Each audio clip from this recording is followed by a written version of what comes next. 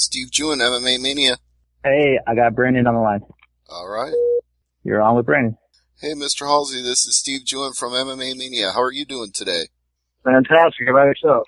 I'm not doing too bad, and I'm very happy to talk to you today because your fight is now the main event of Bellator 144, so it's got to be a great feeling knowing that you're going out there in that spotlight to try to get back the middleweight title that used to be yours. Yeah, that doesn't bother me too much. I feel like I've always been the champ. The technicality of them stripping my belt was never gotten to me. In my eyes, I always felt like I was a champion. Someone has to come out there and beat you for the belt. No one came in there and beat me. I'm still undefeated. I still feel like I'm the champ. I'm the number one guy. Everybody's, got to come in there and, take what's mine. I can't argue with that. It's rather odd for some of us covering the sport that you're undefeated and a former champion at the same time. Those two things don't really coincide very well. No, it doesn't add up. But, yeah, there's always weird stuff and you gotta deal with it, Tell us what happened before the fight with Kendall Grove. What exactly went wrong with your weight cut? I could point at a bunch of different areas. I got sick, I was on antibiotics, I let my weight get a little bit out of control. I got injured, close to the fight with the ankle. But, I don't like to make excuses. Everybody deals with certain stuff, whether it be being sick, injured. You show up, you still need to be on weight. I take full responsibility on that. That was one of the things that kind of, I was real ashamed of. It was hard, taking that emotional, missing weight into the fight. I was trying to deal with it as best I can. Out of all the thousands of weigh-ins I've done as a wrestler and, fighting, I've never missed weight in my life. So, that was kind of hard to deal with. I don't want to make excuses, like I said, so. I just learned from my mistakes and just grow as a fighter and make sure that never happens again. Well, I'm glad you're not making excuses. And you certainly didn't lack in your performance against Kendall Grove. Despite the injuries and the illness and everything else, you came out there and dominated him for 4 rounds. Yeah, that was always a game plan. You always want to get that first round finish. But, I think it showed that I'm able to go, the championship round, the 4th and 5th. A lot of people try to point the finger and say, he's a big guy, he's going to gas early, he doesn't have the stamina to go, 4 and 5 rounds of the championship rounds, take him into deep waters. And, we train every single fight like it's going to be a 5-round all-out war. So I'm always ready to push the pace and always ready to go 5 rounds. For people that think that that's not going to happen, it's just kind of naive, so. Do you think that's actually an advantage then against Rafael Cavallo? Because as far as I can see, he's never been in a 5-round fight before. Not only has he not been in a 5-round fight, but I don't think he's came up against someone so physical and that's going to push him, past what he's able to go and, basically take him where he's never been and kind of surprise him. And he's going to find out real quick, what it's like to be in there with an animal. Well, speaking of which, I've always wanted to know this, and now I can hear it straight from your own mouth. How did you get the nickname The Bull in the first place?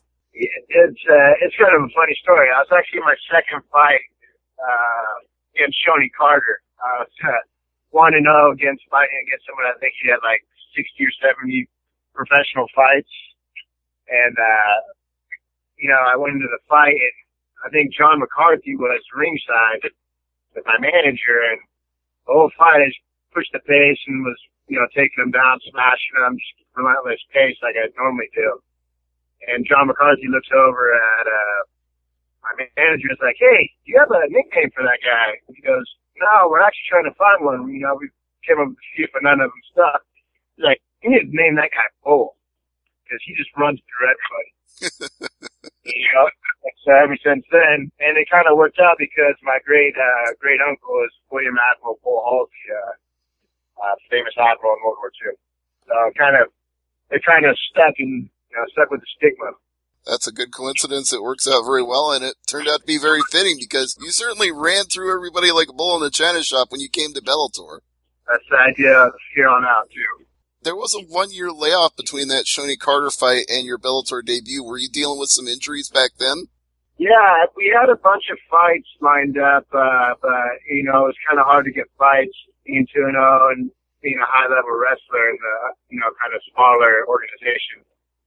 But in May of 2012, I got in a mountain bike accident, blew my shoulder out, had total reconstructive surgery in my shoulder, had a year layoff basically trying to rehab the shoulder. So that kind of put a little stop on my MMA career. But, you know, we got back on the horse, and now we're moving strong. So the shoulder hasn't given you any trouble since then, right? You know, it's one of those things. It's not going to be, you know, the way God made it. You know, it's not going to be always 100%. You have a big injury like that you're never going to be the same after it. You know, it's not going to be 100%. But, you know, I can't complain. It's held up really good, and, you know, I've been fortunate enough to stay healthy. Doesn't seem like it affected you in your Bellator performances. I never saw a point in any of your fights where I thought, wow, something's really wrong with his shoulder. I've never even noticed, so I wouldn't have known if you hadn't said it. Either that or I have a really good poker face. Well, speaking of poker, what is your strategy here? Is there anything that you're going to try to bluff Cavallo on, or do you feel like you know all his cards that are on the table? No, I see, like, I don't like some people like to watch film. I'm more of the type that, you know, I don't like to look too into my opponent. I work on my stuff. I like to kind of focus what I need to do in my aspect of the game and kind of improve on what I'm doing. Otherwise, as long as I do what I'm capable of, there's nothing you can do to stop me or, you know, do any kind of damage. Let me ask you about Alexander Shlemenko, the man that you beat for the middleweight title. He got a very long suspension. We may not see him again, who knows, even this decade back in North America. What are your thoughts on that? Yeah, I think it's ironic, you know, he fights me and then, you know, 3 or 4 months later he pops for super elevated levels of testosterone. I don't know if, you know, that's a coincidence that, you know, but, you know, people, you know, try to get ahead in the sport. You know, they try to do it the wrong way instead of, you know, just doing it the right way. Eat smart, train smart. You know, it's unfortunate. I know people want to see a rematch. I don't think the rematch would be, you know, the outcome would be any different. But, you know, it is what it is. You know, just like I said, I think it's ironic that he popped for such high elevated testosterone after popping. But you know, it's kind of sad though. You know, people like that, they have to, you know, it ruins your career. You know, when you get suspended for 3 years, that could be a lifetime for a fighter. You know, 3 years off. So it's unfortunate. It is, and it definitely derails his career, at least in North America. But it's funny you mention rematches because Kendall Grove said he wanted a rematch with you after he won his last fight. Yeah. It's like a lion, you know, it's a lion versus zebra. The same outcome's going to happen every time. I applaud him for, you know, thinking he might have a chance, but I don't see it happening ever. It's going to be another domination. I admire the dad for doing that. Just trying.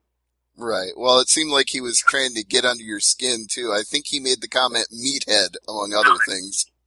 I take that as a compliment. That's just him saying, hey, I wish I had big muscles like you, and I'm sad that I'm scrawny little place. All right, well, that's fair. So, if he wants to get that fight anyway, I think he might have to put together more than one win in a row. It might take like 3 or 4. Yeah. So, yeah, we'll see. I have to ask on that same note, were you surprised that you came back around to the vacant title fight so quickly? Did you think it was going to be like a year or maybe more? No. It was such a stupid, you know, there was so much crap that was going on that I don't care to get into. I don't want to make excuses. But, you know, I knew I was going to be fighting for a title again, like right after. It just didn't make sense. You know, it's like everybody knew I was the champion. It only made sense for me to fight again for the title I didn't have. So, you know, I didn't figure it was going to be a long time where I had to fight once and fight back for the title. So I was never worried. Like I said, I never lost the title. That's an argument that's fair to make. You know, again, undefeated and former champion just don't quite go together in my mind. So we're probably going to see you get that title back in a couple of weeks here. But since you've already run through a lot of the middleweight division in Bellator, who's next for you once you do get the title back? Yeah, that's not for me to decide. I put that in Bellator's hands, and hopefully it's somebody good. There's definitely got to be somebody that's making a name for themselves to get up to where you are. You know, it's Cavallo's like the only one right now because he's won 11 straight fights in a row, so he's like the only guy right now that I can see that's gonna face you. Yep, and then decided to put another smashing on October 23rd. Absolutely, October 23rd at the Mohegan Sun Arena. But what's your walking around weight right now? Yeah. I'm light right now. So I'm on my normal 220 or 225. So I'm pretty close to weight. So we're about almost a week out, so I like to be within 2 pounds. Sounds good. What do you do when you're not getting ready for a fight? I mean, is there any time you just take time off and go like mountain biking, for example? I know that's how you got injured, but I'm sure you got some other hobbies. No, my wife and I agreed that mountain biking is probably not the best hobby for me to do. No, I just had a brand new little baby girl, so I try to spend as much time, at home with my family and my new little baby. It's such a great feeling and, something I've never experienced before, the feeling of having a new, baby.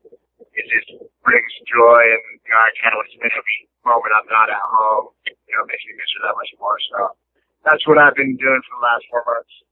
Well, congratulations. I hope she's not keeping you up too much at night with crying and late night feedings and whatnot. No, it's one of those things. It's like training. You have to deal with adversity, and that's one of them is crying baby at night. So trying to get your rest, do that is another task at hand. Well, I hope you get enough rest and you're well prepared and ready to go for October 23rd because short or long fight, it's going to be a fun fight and it's going to be a tough fight with Rafael Cavallo, and we're all looking forward to it.